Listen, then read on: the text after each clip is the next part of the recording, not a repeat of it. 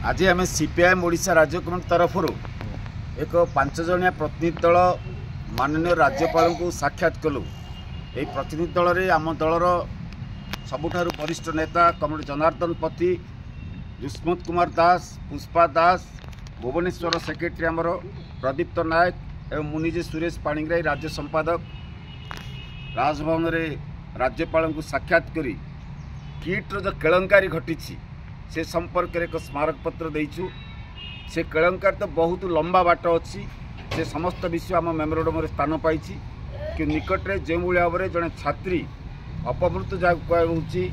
CPIM स्पष्ट भाव में कहवाई चाहूँगी यहाँ हूँ एक इन्स्टिट्यूशनल मर्डर व्यवस्थाकृत हत्या। कारण सठिक पदक्षेप नि से झील बंची पारता।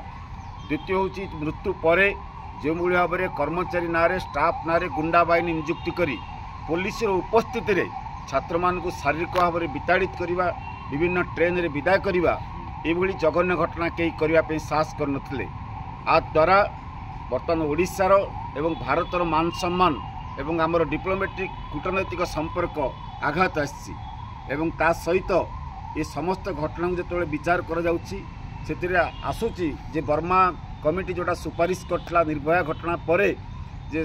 जौन विरोधी कमिटी जोटी जौन अत्याचार होची वर्क प्लेस रे बा कॉलेज मानक शिक्षानुष्ठान मानक कंप्लेन कमिटी रहा दरकार। जौन निर्यातना विरोधी कमिटी ता सबु स्तर रे किट गठन करथिला कि जदि गठन करथिला कार्यक्रम थिला कि आठू आरंभ करी किभଳି भाव में जंगल जमी हड़प करिछि, साधारण मिडिल क्लास जमी किभଳି हड़प करिछि, पूरा गोटे केलंकार कारखाना सीटा होइछि। आमे सेथिपाई सीपीआईएम आमे कहवाई चाहूँ राजभवन में राज्यपाल को जे आर जदि